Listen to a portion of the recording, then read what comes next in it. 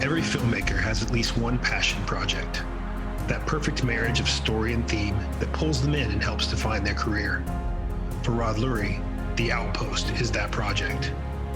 Jake Tapper's best-selling account of the Battle of Kamdesh was, in many ways, the story Lurie had been waiting to tell. As the only film director who graduated from the United States Military Academy at West Point, Lurie has a unique and intimate understanding of the mind and heart of the soldier. He knows firsthand the commitment servicemen and women have not only to their country, but to each other. And as a prominent film critic, and in a directorial career that ranges from the critically acclaimed The Contender to the big-budget actioner The Last Castle, to television movies like Killing Reagan, Lurie has learned a thing or two about filmmaking. All of that knowledge is on display in The Outpost. For some Americans, the phrase "never forget" is just a slogan. For Rod Lurie, it is a mindset he maintains every day, knowing the sacrifices of his fellow veterans and the many Americans currently serving at bases throughout the world. The Outpost is his labor of love and a monument to each of them. What you looking at, Sergeant? Seeing what they see? What's that, bro? Dead Americans? Damn, you're a buzzkill, man. Yeah, well, every time they take a pot shot at us, they're figuring us out. When the big one comes, they'll have us dialed in. And how would you do it if you were them? What? How would you do it if you were them? How would I do it? Well, first I'd knock out our mortar pit. Without that, we're Then I'd start hammering our Stand-to trucks, armored Humvees, especially Outraz 2. That protects our mortars.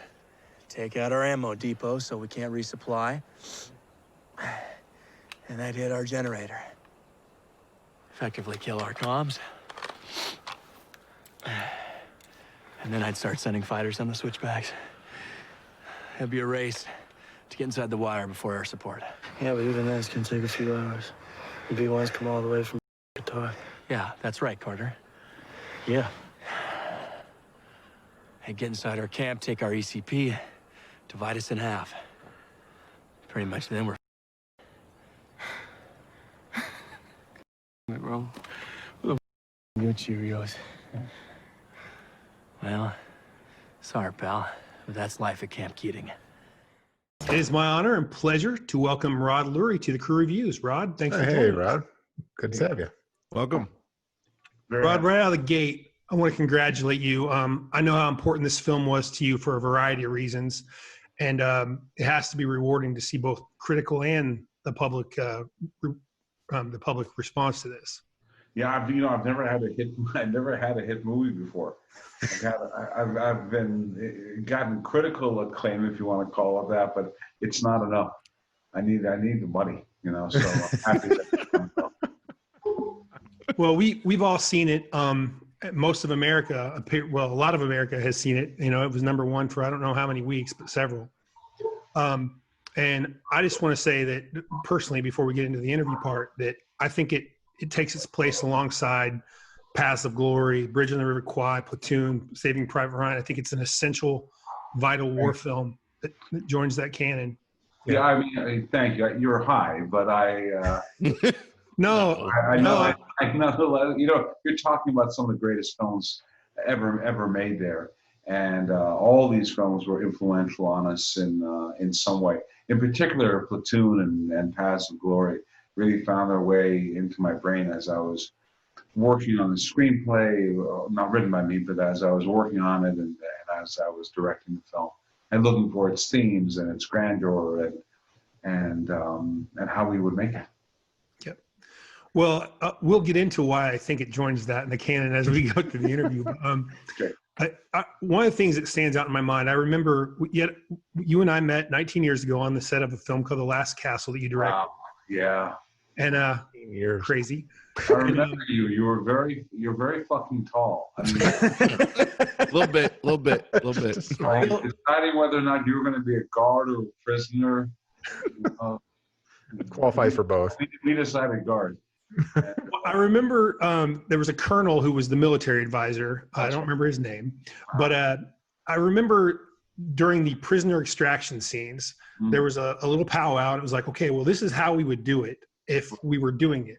And I remember you kind of scratching your head and realizing that wouldn't be very cinematic and it would be boring as hell to watch. Right. So you made the choice to Hollywood it up, if you will. Yes. But with the Outpost, everything is different as far as that goes. Completely different scenario. Right. Well, you know, the Last Castle is much more in the framework of a big action escapist movie, and although there's a lot of action in the Outpost, it's certainly not an escapist film, and it's definitely not an action film. You know, it's one of the things that I kept saying to the studio and to the crew and to the actors. Let's not forget that we're not making an action film, and we're making a war film, and a war film is its own genre, and in that genre, you know, in order to be, it's only appropriate to the memory of these guys who did lose their lives. Many of them did, and many of them got badly wounded, and they're fighting for us. That, you know, that we don't bullshit it up. That it's as true to life as it possibly can be. Certainly in the depiction of life on the base, and most definitely in the depiction of the battle of Candish in this case, which takes up almost half the film. Wow. So I think it's fairly well known. I mean, I'm not sure how many people, but there's several members of the cast that were actual soldiers at that outpost. Can you tell us a little bit about the casting process, about how they made it into the actual film and how that came about? Yeah, absolutely. First of all, when I first came aboard this film, we came aboard with a company called Millennium. And Millennium, they make really, really good, as we just said, action films. And they're really good at the middle range, and by that I mean budget-wise, action film that makes a shitload of money. They make the Rambo films, Angel Has Fallen, The Expendables, movies like that, which I love, and I go to, and I pay my tickets, and I get my popcorn, and I watch them. But I was a little bit worried that maybe because that was their genre of choice, that they wouldn't afford me what it would take to make this film as realistic as it possibly could. And you know, it turns out that they were more than good about that. And one of the things that we were going to do was we were going to put veterans in the film. And at first what I meant was that we were just going to put in veterans who became actors in the film. Yeah. So the guy who plays Kirk is a guy named Jack Kessie. The guy who plays Corville, the medic, is a guy named Jack Callion, and so on. And they agreed to do that. They agreed for me to hire those kind of people. And the reason why that was a bit of a stretch for them is we shot this film overseas, meaning we had to get mostly American-based actors. That meant spending some money, flying them over, putting them up, paying them per diem, you know, the works. It was an expensive proposition to do that, but they agreed to it. But I just thought if I had actual vets who knew how to hold a weapon to start with and had experience interacting on outposts and bases, that it would just add a texture of reality to the film. But the added bonus was that the guy who I got to play Brad Larson was a guy named Hank Hughes.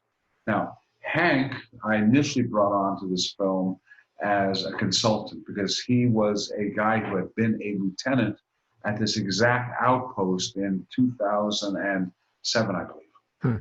And Hank left the Army, went to study at AFI, and got nominated for the Oscar for a short that he made.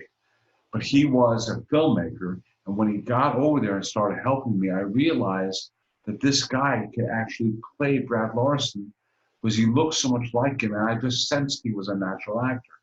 So he plays Larson. And then there was the character of Daniel Rodriguez, who was, in real life, a very heroic kid in the mortar pit. He saw his best friend, Kevin Thompson, die, the first guy to die in this battle. And so my producer, Paul Merriman, when I was in Bulgaria and where we shot the film, and Paul was in Beverly Hills, Daniel Rodriguez happened to be there. So he met with him just to get information. And the idea popped up that maybe Daniel would play himself in the film. Wow. And he wasn't sure he wanted to do it because he had written his own book. and about the battle and his life after the battle, and maybe that was going to get made to a film. So his quote unquote people told him, "Don't make The Outpost." And you know how I got Daniel to come over there and play himself? Very simple. I sent him a photo of the guy who was going to play him. And I swear to God, I found the ugliest, most out of shape guy I could find. And I said, "Will you at least get on the phone with whatever this guy's name, some Bulgarian guy?" Genius. Yeah. And he called me and he said, "I'm coming over." And a few days later, he was. And by the way, he's such a good actor too. Yeah, he was. He and Hank were just fantastic. Yeah.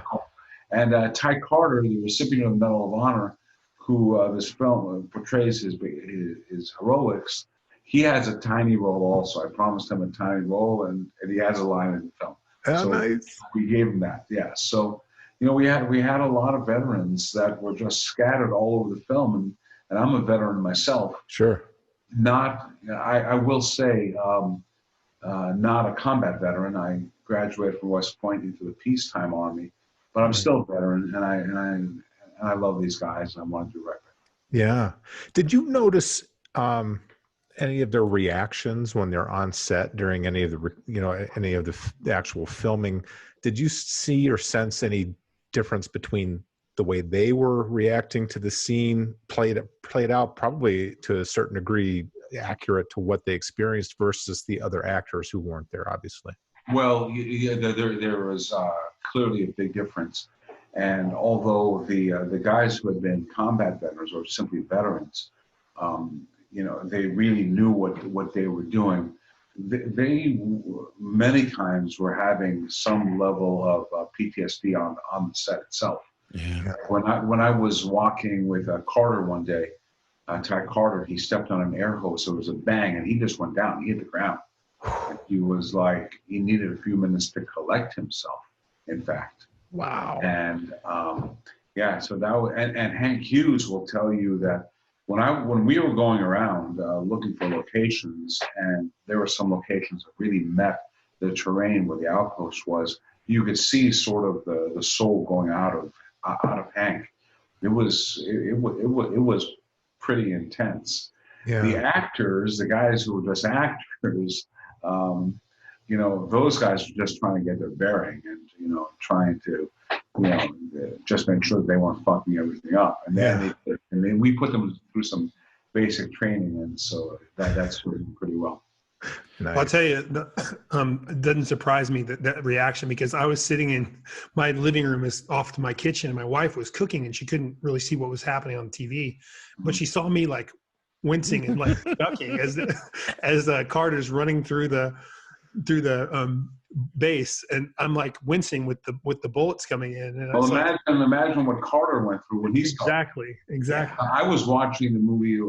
I showed the movie to Ty the first time that he saw it, and you could just see him reacting, because we got that base really close to what it was. Yeah. And so even when we had Stoney Portis, who was the commander of Bravo Troop 361. He came on base, and so did the doctor who we trained in the movie, Chris Cordova, and they were literally in tears. They were fucking crying, man. I mean, it was a profound experience for all those guys. It was heavy duty. One of the things as I was watching the movie, I was just dumbfounded. The entire time during the battle, Ty Carter's wearing shorts. Yeah, well, that was. I mean, it was. And a few of the guys were, and it happened to them in the battle at the beginning, because they get out of bed and they don't have time to put on their pants. Yeah. No. They need to get the fuck out there with their weapons and grab your weapon, load bearing vest, and go. Yeah, every second counts. So he could have been naked and masturbating. He'd have to get out of bed. Well, you did almost have a scene. The guy shooting his ass showing. That's a true story, by the way. Yes. That's awesome. Classic. I loved it. But beyond the military vets in the film, you put together an extraordinary cast of actors. You got Scott Eastwood, you had Caleb Landry Jones, were leads in a sense. But one of the interesting things our audience might know is that Eastwood was one of 5 second or third generation actors. Milo Gibson, James 100% a coincidence. So, You know? was this just a happy coincidence? Yeah, it was. It was a total coincidence. So you had, Scott Eastwood is in first, and he's definitely Clint's son. But Milo Gibson, who was Mel's son, I happened to see him. A friend of mine directed him in a film. He showed me the film, and I said, "He's really good. Let me get him before he becomes too expensive." Over and we got Milo. Then we have Richard Attenborough's grandson is in it, Yeah. and he simply auditioned for the film, and I had no clue who he was, and it wouldn't have influenced me anyway. But he's an extremely good actor. The role that Mick Jagger's son, James Jagger plays, is something that I decided to cast midway through shooting the film, and I just had our British casting director send me all sorts of auditions, and it was just one of many auditions that came in, and I selected him. Wow. Most interesting one though is Alan Alda's grandson, because Alan Alda is one of my closest friends in the world. You guys know who he is, right? Sure. Oh yeah. That's One of my idols. yeah. Sorry, one of the best human beings that's ever walked the earth, in my opinion. Yeah. And he's just such a wonderful guy. And he called me once and he said, "Can you have lunch with my grandson, or not even lunch? Can you meet up with my grandson and just give him some advice on a business?" And so his name was Scotty. And so I met with Scott, met at Art's Deli, and I said, "So, like, I know you're trying to act." We had gone to Carnegie Mellon for acting. "So what are you doing in the meantime to make money?" And he said, "Well, I dog sit." Jeez. And so he became my dog sitter. That's the wrong addition.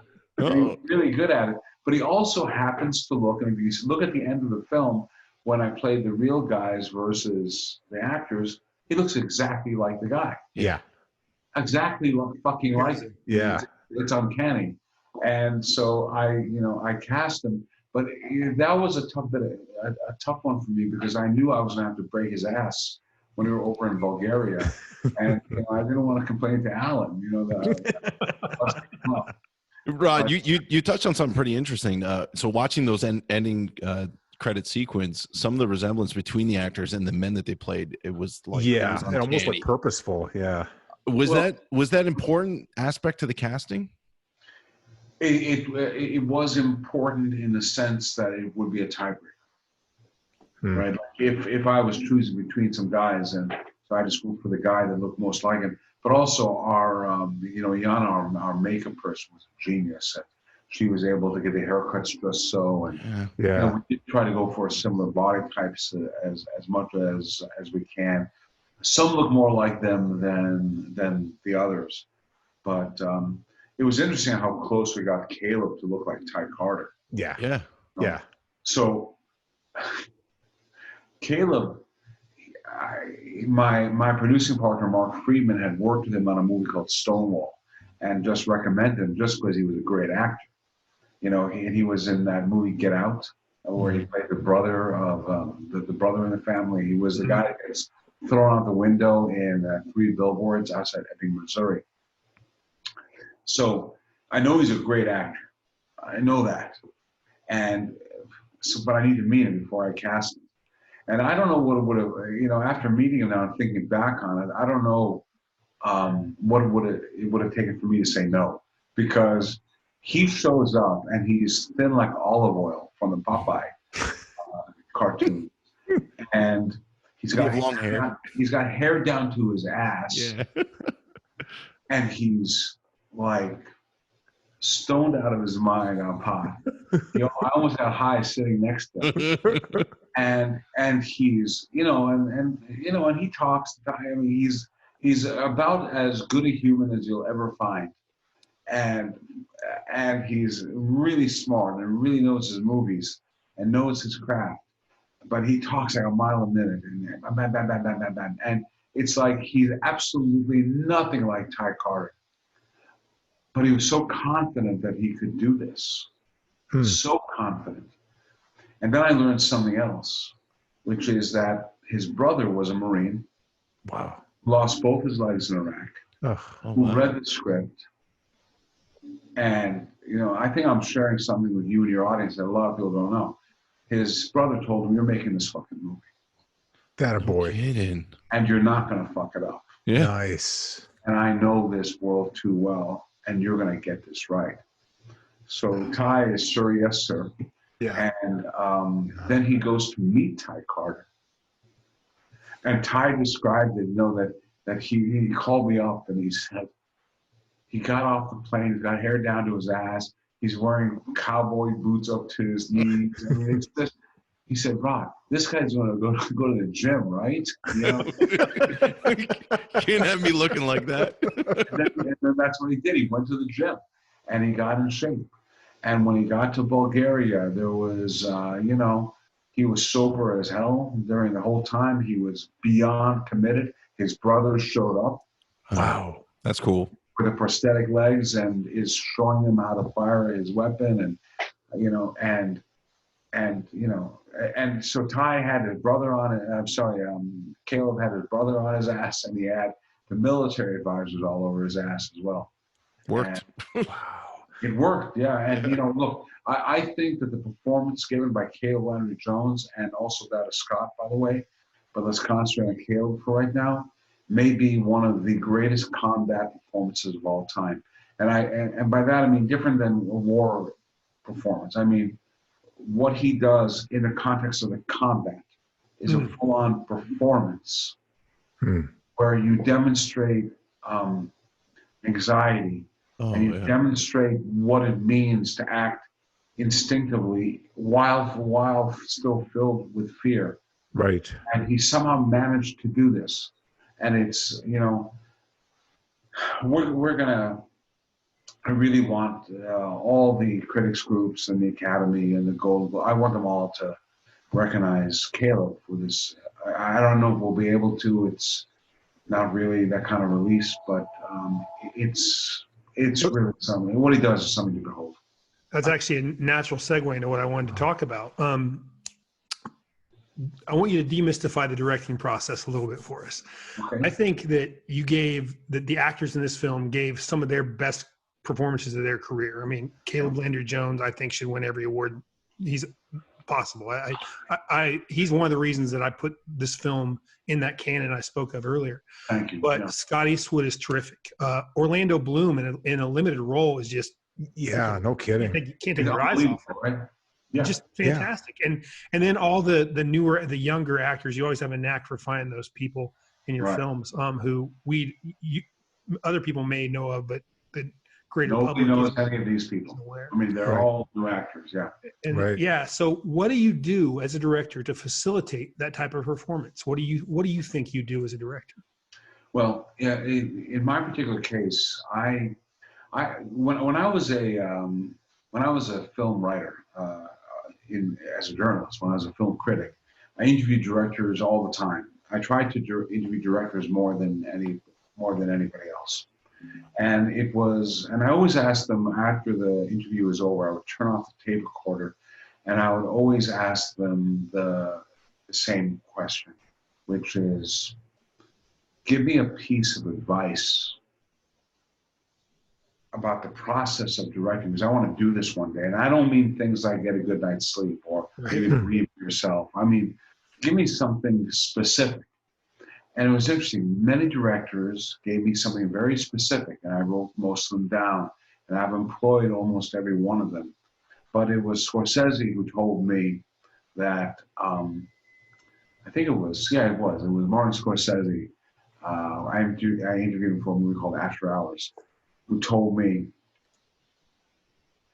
every actor is different and treat them differently, exactly as you would as an officer. It's not a democracy where everyone is treated exactly the same.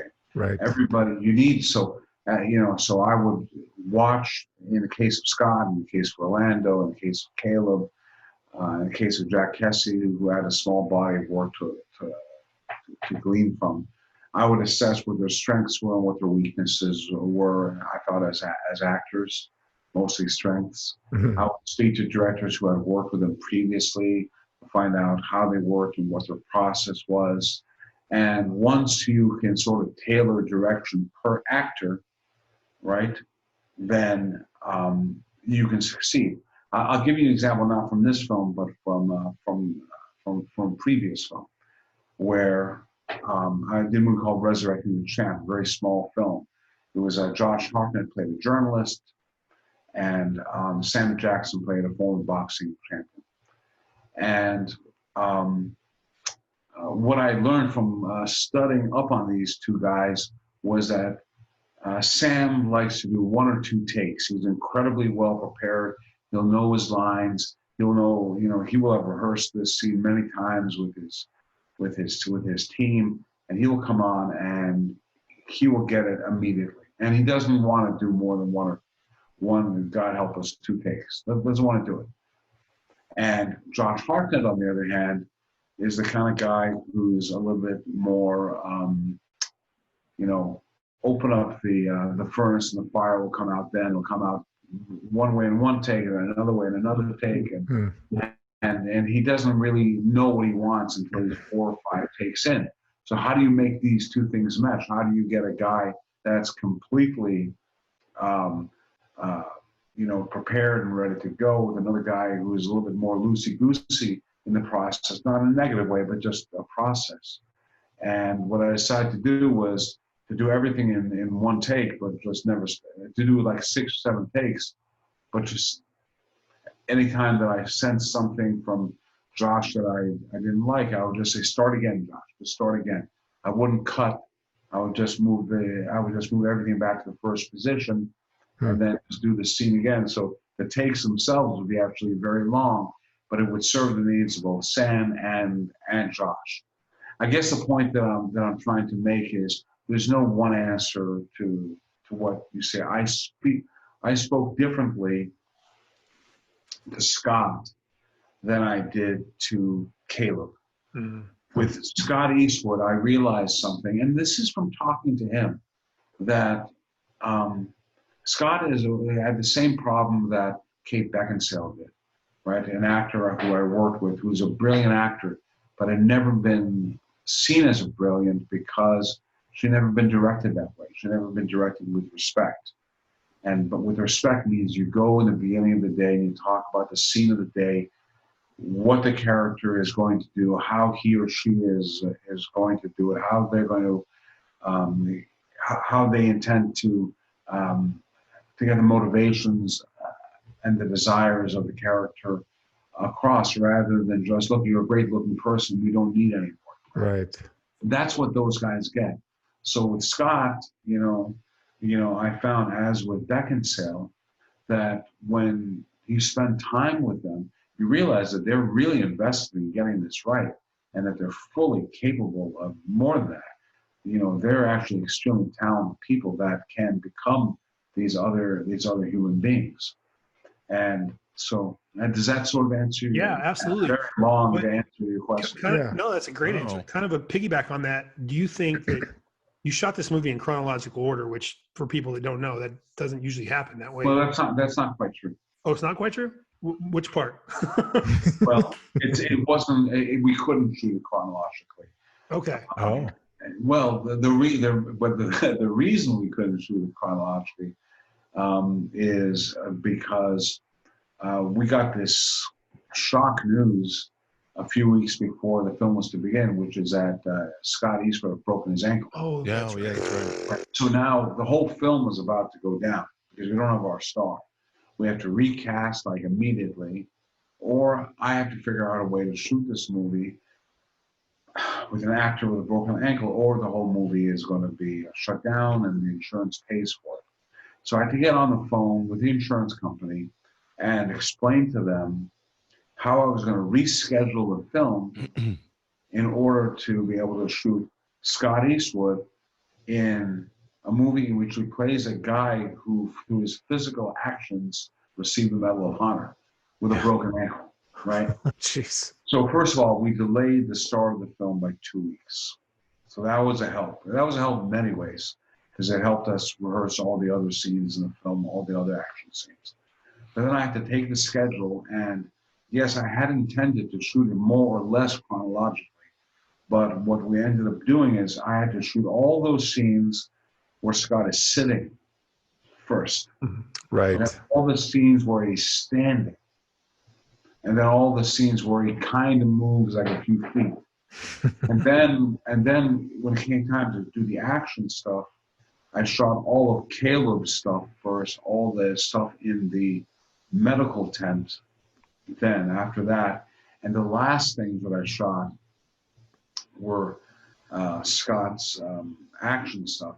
Jeez. So that while all that stuff, so when he wasn't shooting, he was getting rehabbed. He was in the hyperbolic chamber like every day. Yeah. I mean, he was really working it. I remember speaking to him on the phone. Millennium had just had an experience with another actor who had broken his ankle, and that actor didn't come back for like 4 or 5 months. Oh, We'll call him, he's a very famous actor, but we'll call him Actor X. And Scott called me and said, I'm not fucking Actor X. I'm coming, I'm going to fucking do this. Watch. And he did. Now, when he showed up, he was on that little scooter thing. The knee scooter, yeah. Whatever that thing is, and got the crutches, and it's like. And he's got to get rid of that limp after he comes out of his. Yeah, well, I mean, and you can see a couple of times in the film. Sorry, you can see that limp a little bit. Like when you watch the film again, when he enters Red Barracks for the first time, he's limping. But what I had him do is I had him keep his hands down as if he's carrying a duffel bag that's heavy. So Right. it makes it look like that is what's creating. Yeah. Logistics nightmare. But that guy has got a lot of man in him. I mean, it's Well, that goes back to his father, I think. He raised him right. Right. It's Yeah. not surprising at all. As far as I know, you're the only West Point grad directing movies in Hollywood. How did that particular experience kind of make its way into film? Like, what do you bring from West Point and your time in service? What does that bring to the table as a director, both in general and in particular this movie, which I'm sure we can kind of sort of guess? Well, that's actually a really good question. And it's sort of the first time today I got a question I've never been asked. So I'm very happy. Nice. Actually, there have been a couple. So you guys are doing pretty well there. Good. The answer comes in two forms. One is that I have a sincere love for the people that I'm portraying in the film. And as a result of having gone to the academy or having been in the military. And so what does that mean? That doesn't mean that I'm going to canonize these guys. It doesn't mean I'm going to cleanse everything that they do. But it does mean that I'm going to tell the truth. And you know what I found, guys, more than anything else, is that the military and members of the military will support your film as long as you're honest. Yeah. You can tell a story that says something very negative, like Platoon. Right. Well, Platoon was beloved by Vietnam vets. You know why? Because they could turn, and same thing with the vets on this film, veterans watching this film. You can turn to your wife or your brother or your husband, for that matter, or your kids, and say, this is what it was. Yeah. Okay? This is what it was. I knew a guy just like that, and that's just how we behaved with each other, and that's how you fight the enemy, and so on. And if you get that right, so you're going to succeed. And so, so having, like I said, I was not in combat, but I was in the military long enough to know what life can be like there, and I really listened to the military advisors that were there. That's part one of the answer. Mm-hmm. Part two of the answer is something that's helped me in all my films, which is when you have military people involved in the making of your film, nothing tends to be a big crisis. Yeah. That's this is no reason to panic, people. We've seen reasons to panic. That's right.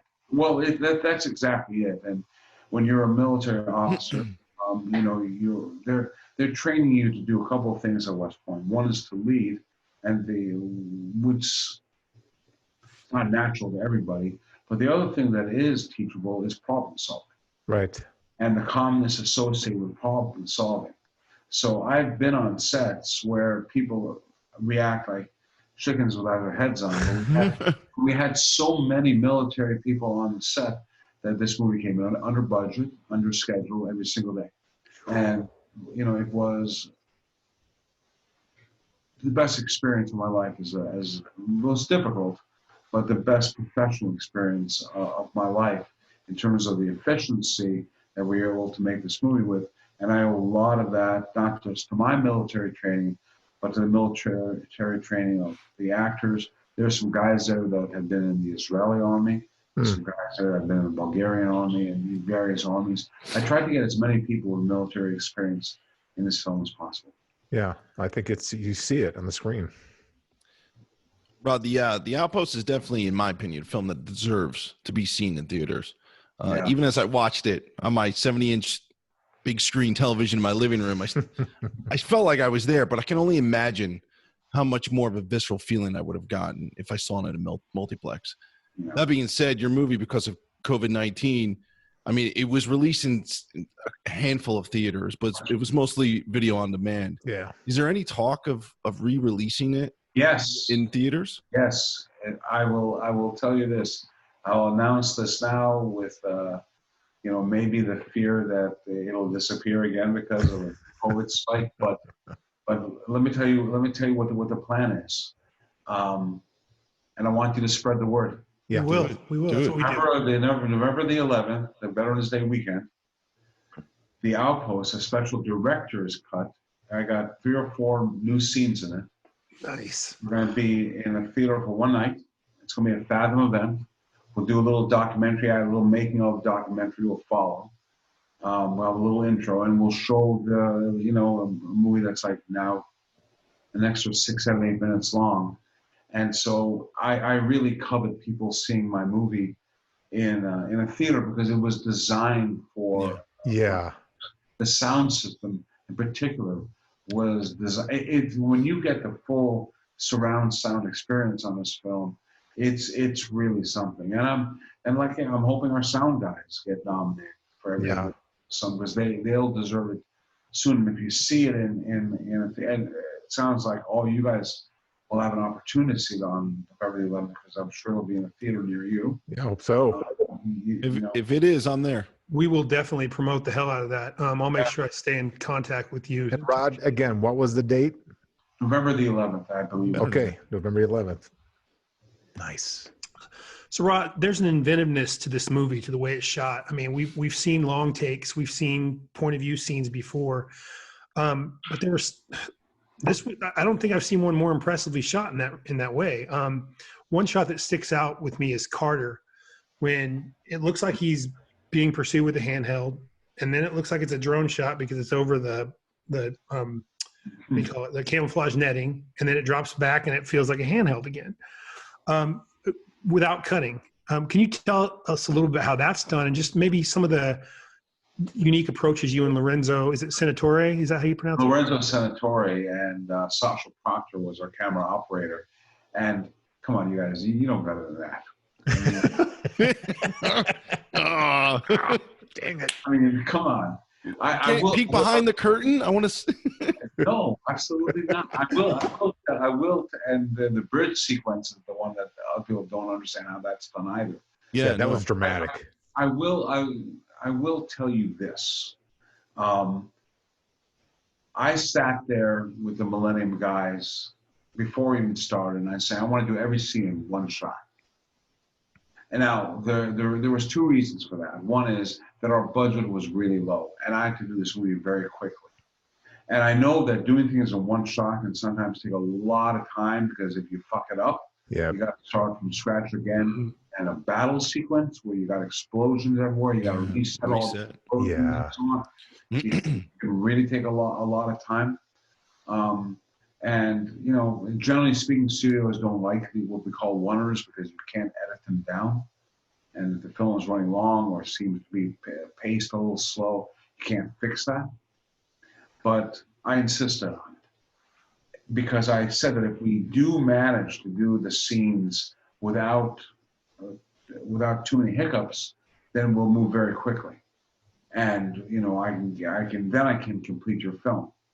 If I need to do elaborate setups for one scene, several of them, it's going to delay things to a degree where we're never going to get it in 30-something days. It's not going to happen. Wow. But the other thing is that in the battle sequences themselves, it's just immeasurably more immersive to be running alongside somebody. Yeah. And just being there with them.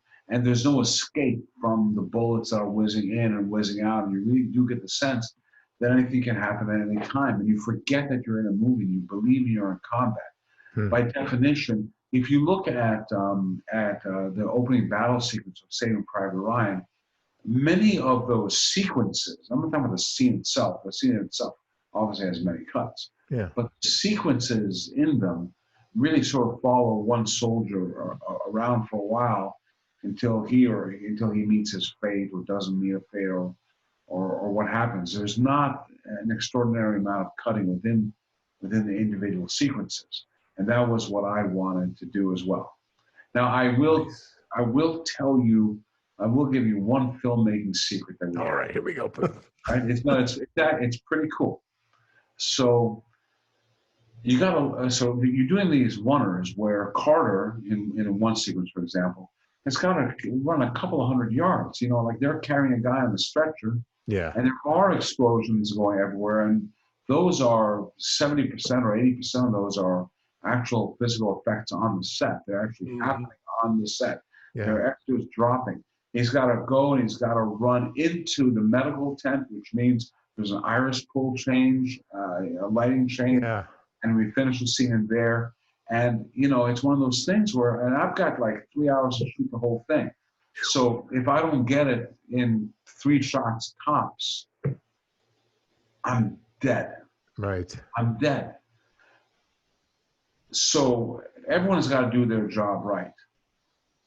But if they don't, then the camera operator has, you know how much those cameras weigh? A lot. Oh, they're huge. Right. They're huge. And so you're running with them with this camera. Jeez. All those yards, and if the guy says, do it again, that's difficult, and it's superhuman. And another reason why so here's what I did. We had read about something that had happened, somebody had done on a movie called Das Boot. Oh, yeah. On Das Boot, they needed to get in one shot through the submarine, right? Right. But those doors are so small. Yeah. So that it'd be difficult to do with the camera. So what they did is that they disassembled the entire camera, put it into a knapsack, and then had a cable attached to the lens. And all that the guy was carrying was the lens. The rest he was carrying on his back. Wow. What? Yeah. So we disassembled the entire camera, put it into a backpack, and all he's carrying is the monitor and the camera. And so now we did only do it in 3 takes, but he might have needed another half-hour rest. Yeah. It's a very difficult thing to do. Wow. And he's a stud to begin with, but he was even more of a stud that he was able to. I love that you went back to 1981 to Das Boot to define that. You have to really know your movies. That's why I loved that movie when I was a kid. Das Boot's one of the great war films, for sure. Nice. Awesome. You were a former film critic, correct? Right. So from a film critic, it's really hard to separate yourself from your work, but as a film critic, what do you see separating The Outpost from a lot of other wartime movies in the past 5 to 10 years? What do you think, from a critic standpoint, they're going to see the differences between this film and some previous ones? Well, for one thing, the attention to detail of accuracy is, I think, some of these other films are really great, like American Sniper and 12 Strong, movies like that. Right. But I think that ours is so dead focused on naturalistic acting, real acting. But I don't even call it naturalism. I guess I call it more actualism. Yeah. Like you're actually there, and that was part of the intention of these runners. But I think the most important difference, guys, and I think that Joel said, "Oh yeah," is that all those films are about the elite units. They're about snipers, or they're about the SEALs, they're about the Rangers, they're about the Special Forces. Yeah. These were just, regular dudes, they went to Benning, they Yeah. trained, they went to, wherever they went to for their basic, just regular guys, and, going to do a term, they're going to do one tour of duty or 2 tours of duty, and then get out of the army with the GI Bill, go to college, get a job, do whatever. Right. They're not in it for the long haul. And there were a couple of guys that were, but mostly they weren't. And like in the movie, Carter talks about all the jobs that he had outside in the world. Yeah. And that's what these guys were. Regular Joe was caught in this extraordinary battle, and through great leadership and air power, of course, but through their own resilience and their love for one another, that they either survived it, and those that didn't took a lot of bad guys down with them. Yeah. Excellent points. One of the aspects of the film that stuck to me was the different leadership styles of the various base commanders. The contrast from Keating to Yeskis to Broward and even Rumachet. It was very striking. In the Secret Service, we navigate the same delicate balance between doing what we're trained to do and being an independent thinker using common sense. What leadership lessons or lessons about the way the military operates do you think we can take away from the events that happen at the Outpost? Well, the best leaders make you have faith in yourself. Is what I've discovered.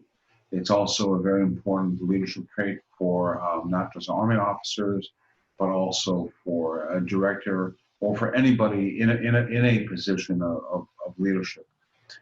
People are capable of doing extraordinary things, and people have talents they don't even know they have. And remember what I told you before about when you talk to actors, you understand that they're individuals and they need to be treated differently. Okay. In the same way, everybody has some specific talent, and that needs to be always exploited. And you must make a person aware of their talents and about giving them confidence. So the induction of confidence into people that work with or for you, or even that you work for, is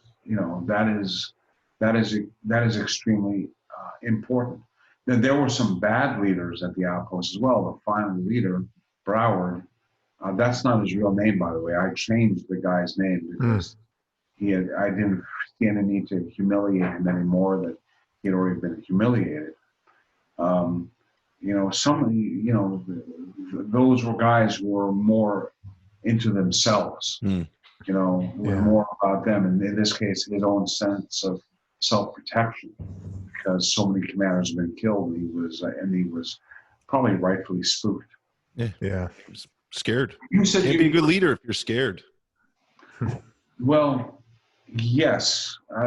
Pretty much everyone should be scared, but it's doing things in the face of that fear. Right. Being immobilized when you're scared and not being able. That's what I mean. That just can't be. I mean, like, you're in the Secret. When you were in the Secret Service, or you currently are? No, I was. I spent a decade in the Secret Service. My wife is still a Secret Service agent. Secret Service agent for. So I started in New Jersey, New York City, and then I was on Joe Biden's, the Vice President's protective detail for 3 years. Oh, really? Is that right? Well, I feel like I should be interviewing. So. And let me ask you this, because it maybe applies to the answer as well.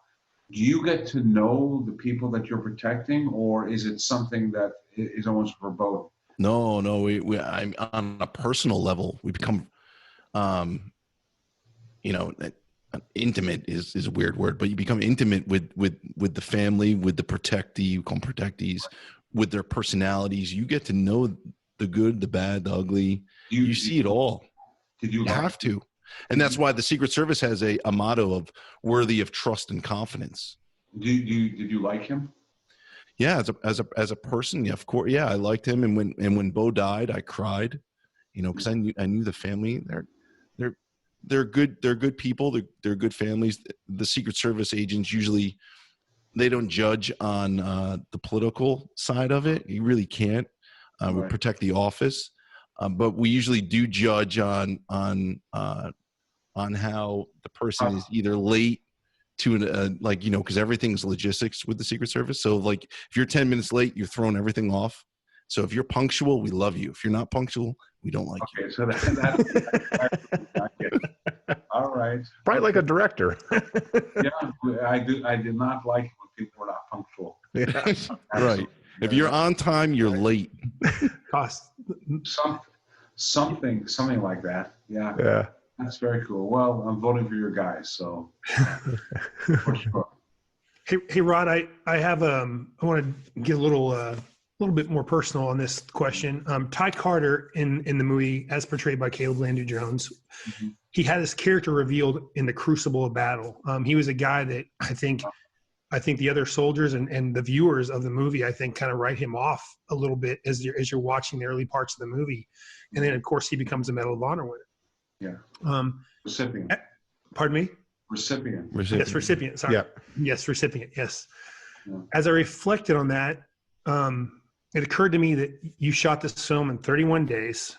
You shot this film at a tight budget, and then you had an unimaginable personal tragedy, and you lost your son Hunter. And I know the movie's dedicated to him, and what a great monument.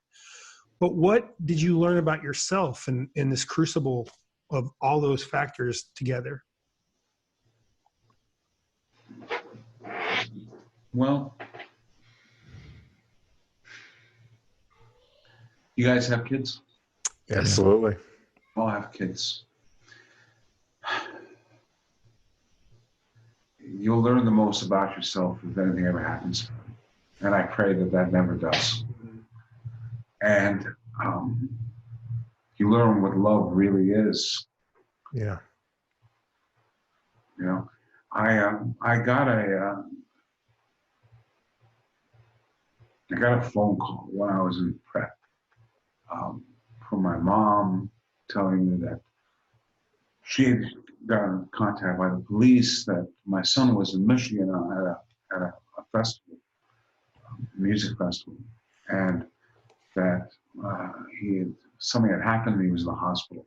And I finally reached the hospital, and the nurse I'm in Bulgaria, and the nurse just very coldly told me, he's not going to make it.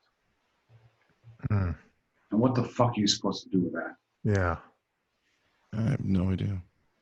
It's not the right Millennium was very good. My producer, Paul Merriman, and Millennium, they teamed up and they got me, just on a plane as soon as possible. And they got me, I had to arrive in Chicago and then take a 4-hour ride after all this schlepping all over the world to this hospital in Muskegon, Michigan. And I remember before I got on the plane, I spoke to my wife and my daughter and my ex-wife. And they were all going to the hospital room. And I told them, you just keep talking to him and you keep the kid alive. Yeah. Till I get there. And they did that. And, he was not conscious. He was hooked up to every organ had a different machine keeping it going. And, I made the decision. It was the hardest and the easiest decision of my life it's really such a buzzkill. No, man. It's important, though. It's important. I made it was to remove him from his machines. Yeah. And the nurse said, okay, well, 20 minutes. He's got 20 minutes.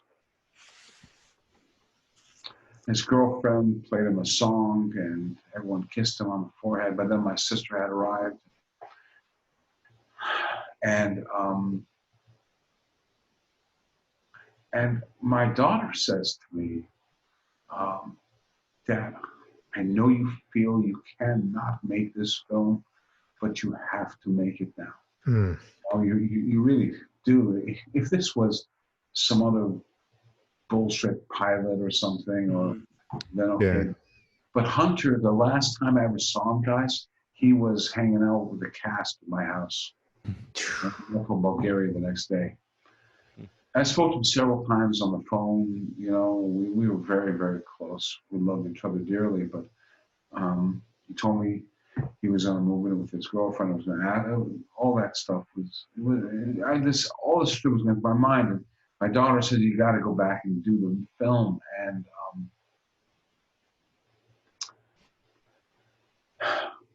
And I realized then that my son is the same age as all these guys who died in battle. Ugh. And so I think he was still alive, but going. When I called up the producer, the Millennium guys, and I said, "Look, I know you guys already have your list of directors to replace me. That's fine. Here's the thing, though. If I come back, I'm going to make the movie. I'm going to make it my way, and you guys really need to stay out of my way. I'm just telling you. It's in everybody's interest. Yeah. I'm best film that way because I'm going to dedicate it to Hunter right now. And it's not going to be, if I'm going to make mistakes, I'm going to make mistakes. If I'm going to go down in flames, I'm going to light the match, nobody else." Yeah. And I got to Bulgaria, guys, and I spoke in front of the whole crew and the cast, and I told them, you know, guys, you understand, I'm dedicating this to my son.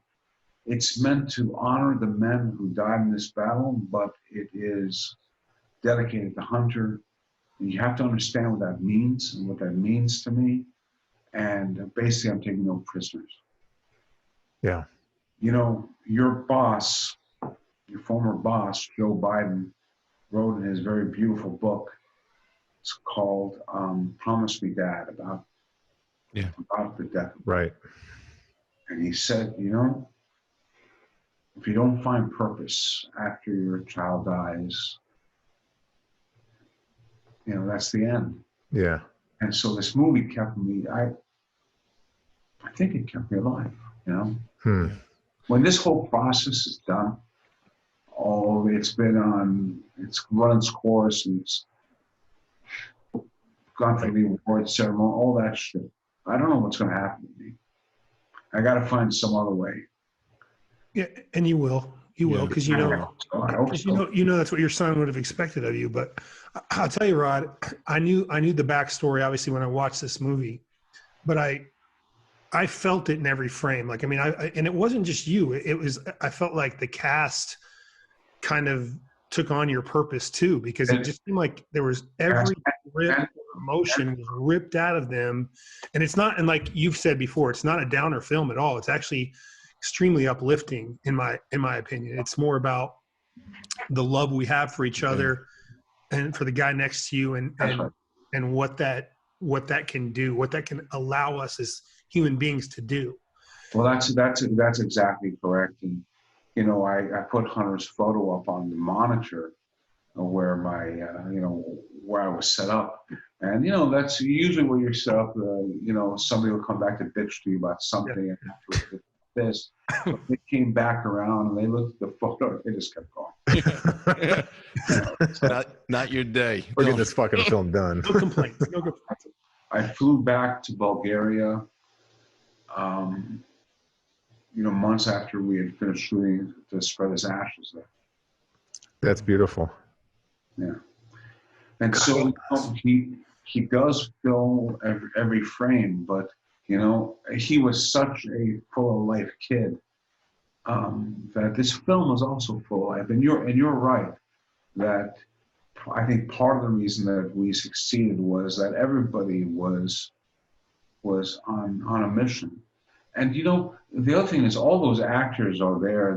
It's not just they're not going to let me down. Ty Carter, the recipient of the Medal of Honor, who we're portraying, is there. The guy, people in the battle were there. So everyone's problems seemed very small compared to the men who were there. And nobody was going to let anybody down. It was a battle in and of itself without the danger and without the bloodshed or the hurt. But it was You know, it was a very, very intense experience making this film. It was the honor of a lifetime, to be sure. Beautiful said. What shows, and it will stand the test of time, Rod. I'm telling you, this is one of those movies that people are going to go back to, and as more people discover it, it's going to continue to build that kind of buzz. Yes, sir. Well, Thank you. You probably haven't seen our show, but you have completed what we would call the normal part of the interview. It's the meeting interview, but we do have a very short segment at the end that, as we like to say, our moms always say, "Hey, think before you speak." This is kind of the part of the interview where you maybe speak before you think. It's our lightning round. We'll just ask you 3 very innocuous, silly, stupid, or maybe insightful questions. All right. So I know you a little bit, so I can cheat it a little bit on this one. You once told me you would have loved to have done Jesus Christ Superstar with Lenny Kravitz. Yeah. That would be good. Is there still a dream project for Rod Lurie out there that you're thinking about?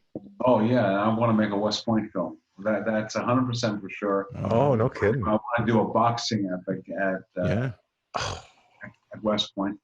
That's one thing I want to do. I also want to do. There's a story. It's a book called The Brigade, which is the story of. I was born in Israel. I'm in Israel. Yep. And it is the story about a unit. Not a unit. There was the Jews of Palestine. Then Palestine kept begging Winston Churchill, let them go fight the fucking Nazis. Yeah. Wouldn't let them until the last year of the war. Right. And it's about this unit that went a bunch of Jews. They had the Star of David on their sleeves. No. On their peeps it said, "Der Juden kommen," the Jews are coming, and they went and fought the Nazis. And it's a story that I really want to tell. I would love to see that. How do I not know this story? Yeah, I don't know how I don't know the story either. Yeah, how do I not know this? It's called The Brigade. It's written by Howard Blum. I would highly recommend it to everybody. I'll pick that book up, people. Oh. We are a book recommendation show, so we don't. If you read that book, you're going to be recommending it. It's pretty great. Beautiful. My next question: what actor, living or deceased, that you have not worked with yet is high up on your list or top of your list? Well, the greatest actor of all time, in my opinion, was Paul Newman. It was just everything from the Verdict to HUD to I think The Color of Money. A lot of people said, he didn't deserve the Oscar for that. They gave it to him because he didn't get it. No, that was a great performance. Past Eddie Felsen. And, and I almost made a movie with Dustin Hoffman. There was a movie called Welcome to Mooseport. Okay. It was made with Ray Romano and Gene Hackman. And I was going to make that movie, and Dustin Hoffman was going to play the president of the United States. Yeah, he was the mayor, right? You ran for the guy mayor. who decided, so he runs for mayor of his town. Yeah, I remember. I was gonna make that movie as well. But, wow, cool! I'm walking off of that one. Okay, my third and final question is: what extra turned actor could you see getting a role in one of your future projects? Extra turned actor. Are you Sean acting? Cameron? I'm just giving. Are you acting these days, Sean? No, not at all. But man, I'll tell you what. So you're not an extra turned actor? It was. Yeah, it's true. Well, I'm saying I'm still a member of SAG, so I guess that. But no, that was one of outside of family things. That was the best experience of my life, and I've told people that many times. I'll tell you something. That movie, The Last Castle, which I hope everyone.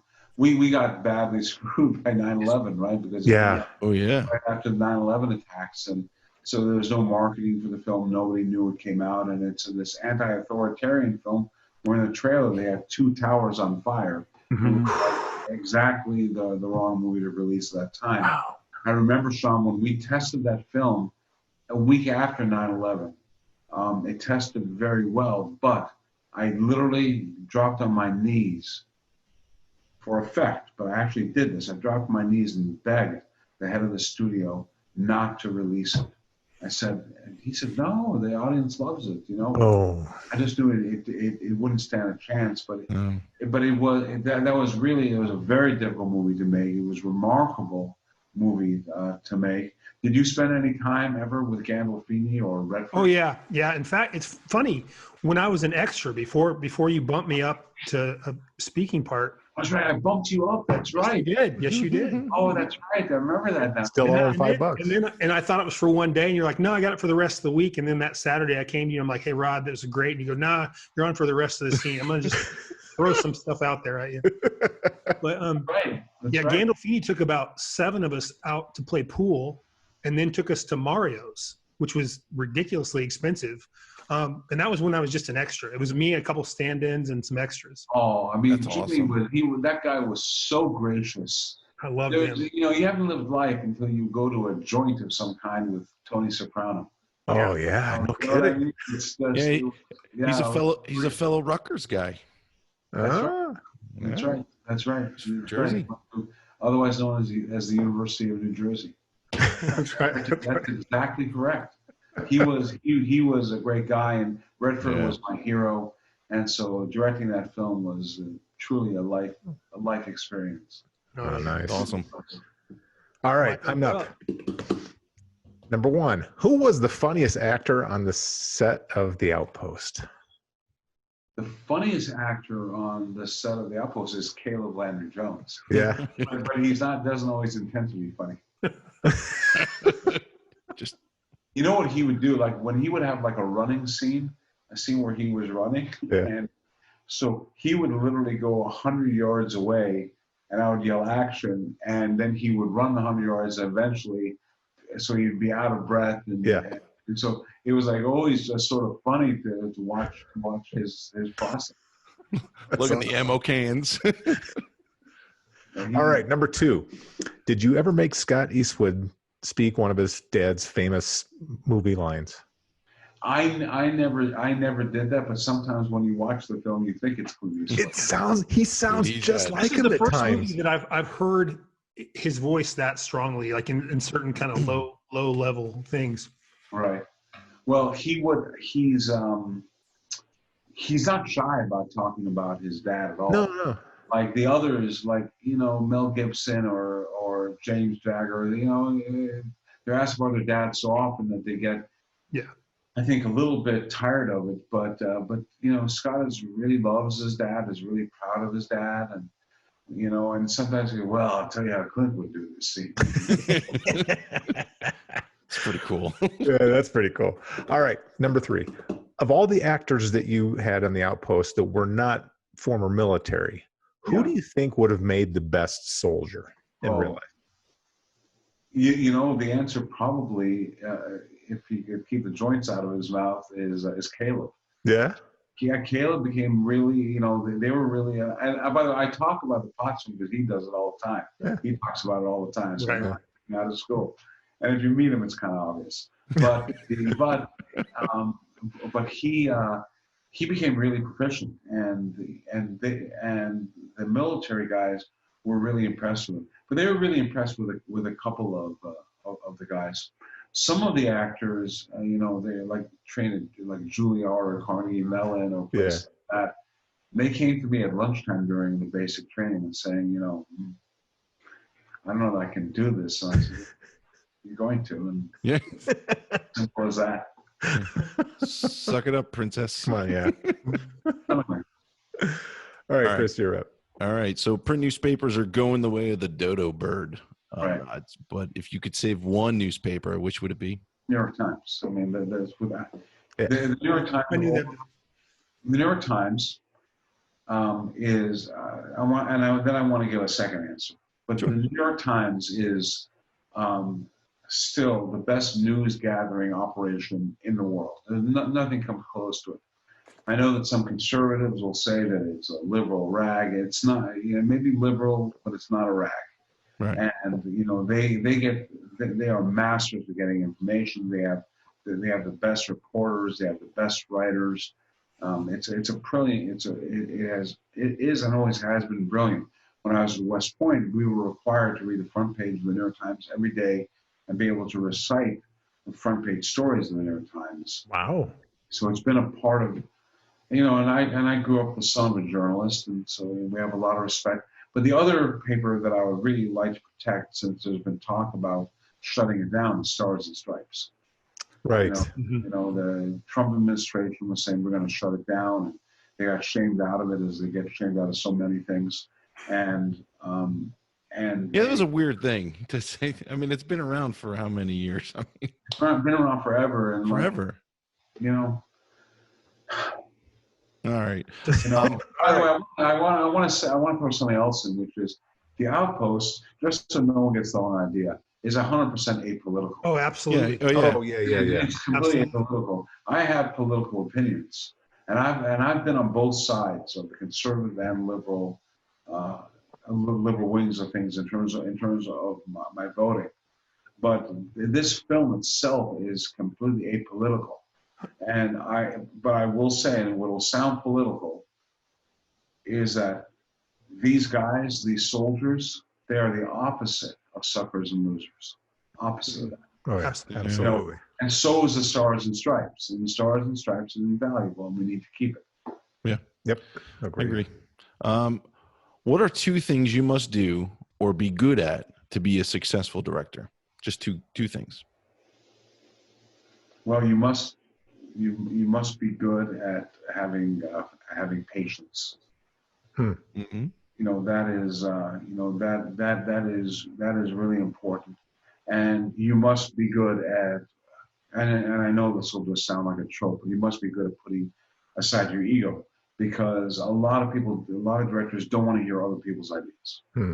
They don't have time for it, or they don't want to be bothered with it, and so that is really essential.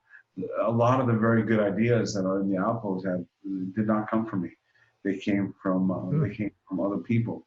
And once you start acknowledging those people for what they have done for you and what they have done for the film, in other words, when you put your ego away and say this person deserves the credit for this, they will continue to do that. And Ronald Reagan once did say, "There's no telling how far you can go when you're willing to give other people the credit." Yeah. Right. So that is really important, in my opinion.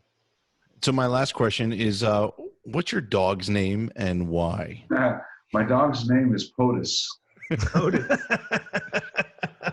And for people who don't know what POTUS means, what does POTUS mean? POTUS is the acronym for President of the United States, and it's a girl dog. So There you go. Awesome. We always end on a winner, and what's your dog's name? Couldn't be more hard hitting than that. So, Rod, we want to thank you. Our dog who just passed away, her name was Sophie. That's based on the lead character of my wife's books, Sophie Katz. So that's cool. Nice.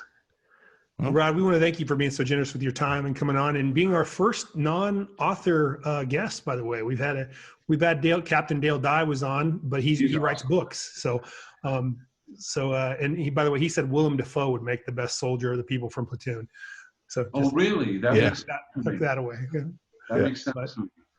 Okay. Thank you very much for coming on. Everybody, go see The Outpost. There'll be links in the end of the show. Talk about it. And go to Rotten Tomatoes. If you like the movie, give us 4 stars. Oh, yeah, absolutely. If you don't like it, just don't do anything. But buy the damn thing on video on demand. It's worth something you're going to want to watch. Worth every penny. And November 11th. November 11th, people. November 11th. Cheers. Cheers to you. I'd like to thank tonight's guest, my director, Rod Lurie. His Outpost is out now. Buy it, watch it, spread the news. And join us every Monday for another great guest on the Crew Reviews. Hello. Boys. Great show. Amazing show. Great show. Have a See good you Monday. See ya.